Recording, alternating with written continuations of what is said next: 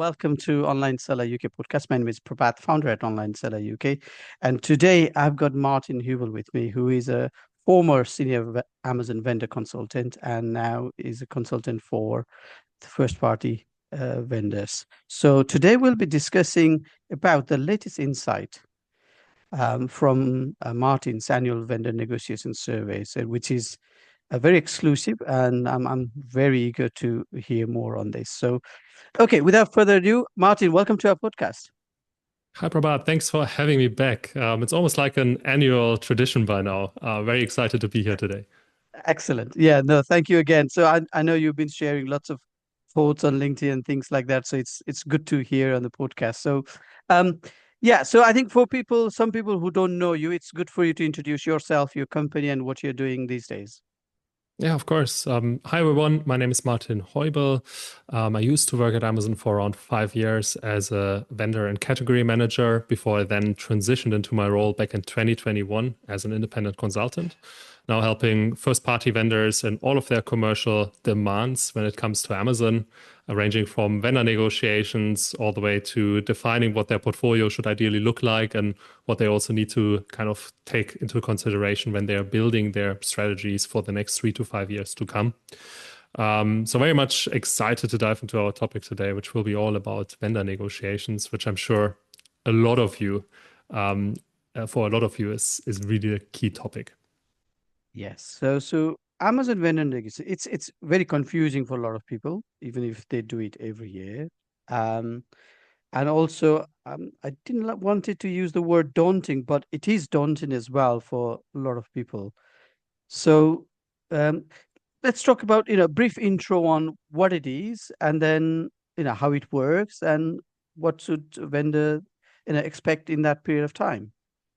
Yeah, for sure. I mean, contrary to a third-party seller who basically just uses Amazon as a platform to sell their products at a fixed commission fee, an annual vendor negotiation is more similar to a typical retailer or wholesale model. So Amazon onboards you as a brand, and if you're selling on Amazon for a while as a vendor, you will know that once per year at least, your vendor manager will reach out to you via an email, ask you for an update to the joint trade investments. And then there's usually a time period of 3 to 6 months where negotiations begin and the individual parties, so suppliers as well as Amazon, exchange their trade proposals and try to find the sweet spot of what they want to give and what they want to get in those trade discussions.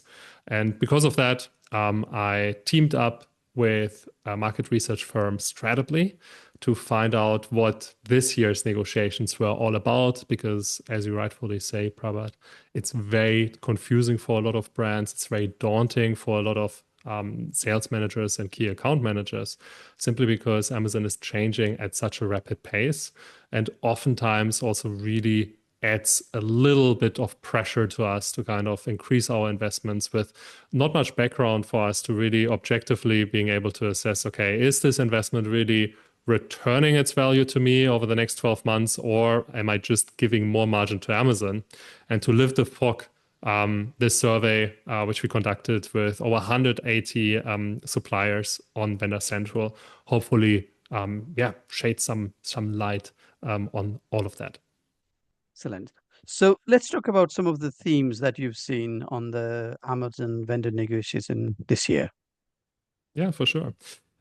So high level, I think what was certainly interesting to see first and foremost is that Amazon really remains a growth channel for first-party vendors. Of all of the brands that participated in the survey, the majority, so 75% of brands, describe Amazon's growth still as in line or above the category average. And if you really zoom into that, you're seeing that we can really, segment almost brands into either laggards, baseline players, or outperformers. So laggards typically have seen less growth from Amazon compared to their typical category average.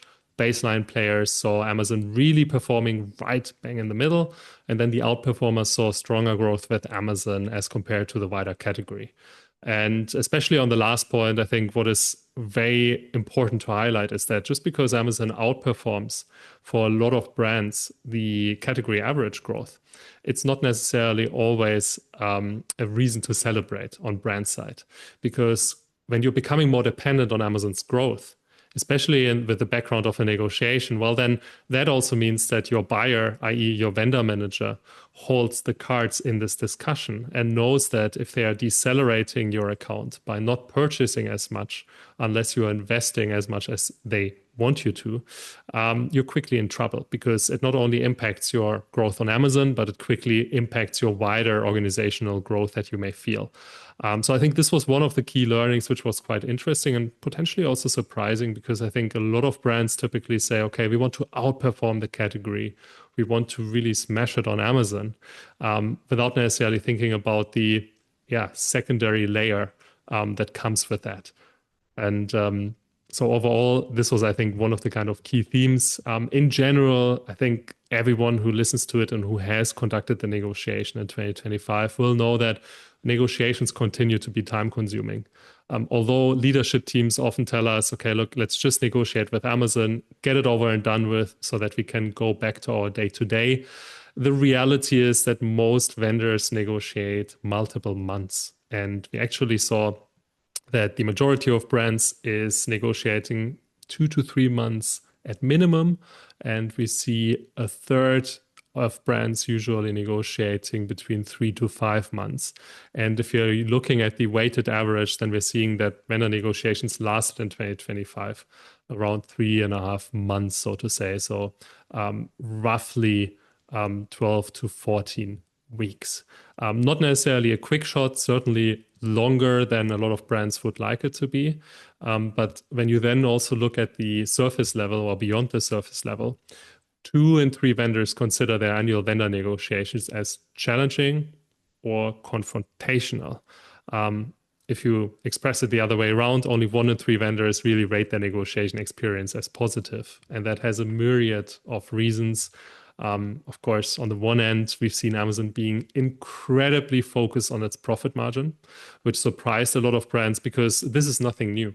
We've seen following the pandemic, so in 2021, 2022, Amazon shifting its focus from top line growth back towards increasing its own margins. So a lot of brands forecasted for 2025 that Amazon's focus will finally now shift again back from a profitability towards a sales focus. And this simply hasn't happened. And I think everyone who really kind of were in the weeds in the negotiation with Amazon will have also seen that. Excellent. So let's put our focus on the study that you've done within Avians with the retailers. So let's pick on 1 or 2 surprising insights you've seen in that. Yeah, for sure.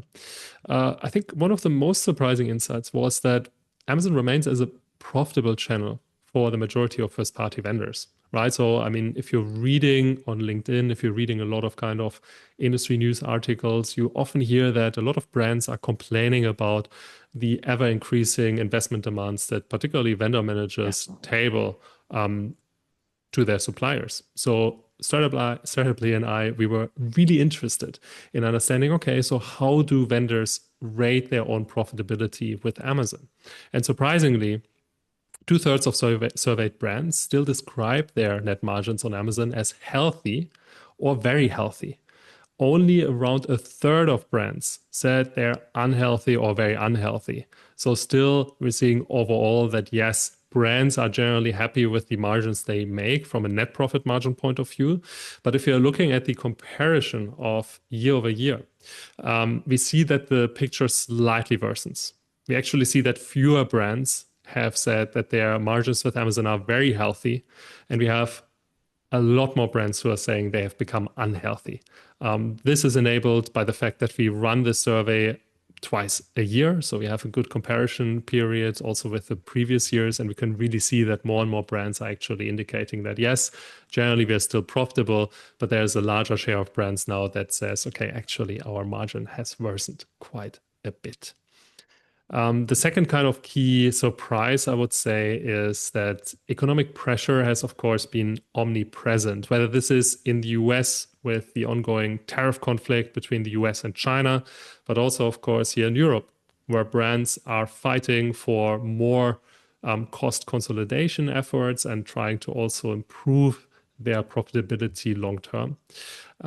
However, when we are looking at actually how the cost prices, so the price at which Amazon purchases the goods from suppliers, has changed, then the large majority of brands actually didn't move at all. 46% of surveyed brands said we didn't change our cost prices as part of the vendor negotiation this year. A third said we actually decreased our cost prices slightly, with the majority decreasing them 1 to 2%, just to give Amazon a little bit more leeway in the negotiations, and also due to the fact that a lot of raw material prices have come down compared to the pandemic heights.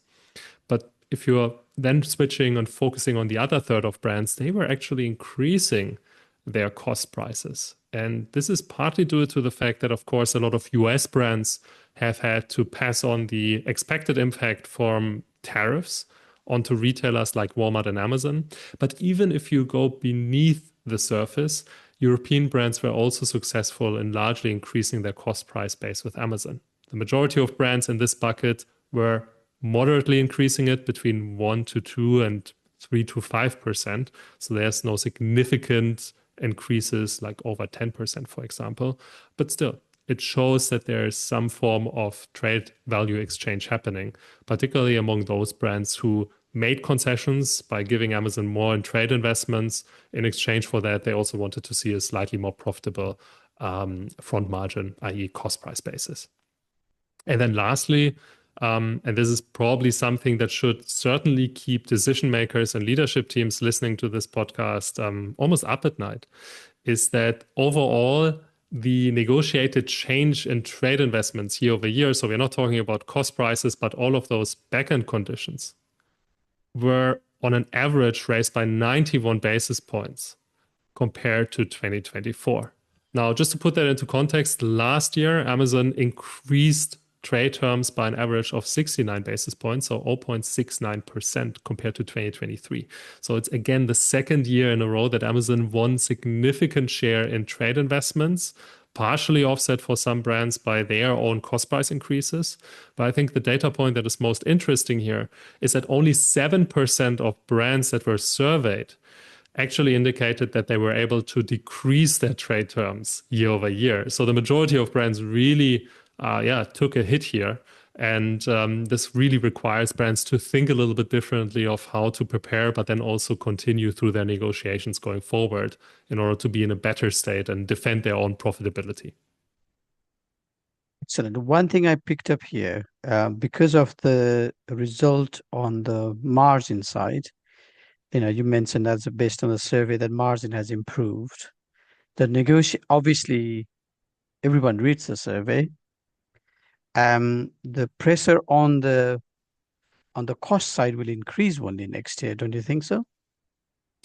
I think that's largely the case, particularly with brands that indicate that, yes, our profitability is still kind of okay, but it's worsening slightly year over year.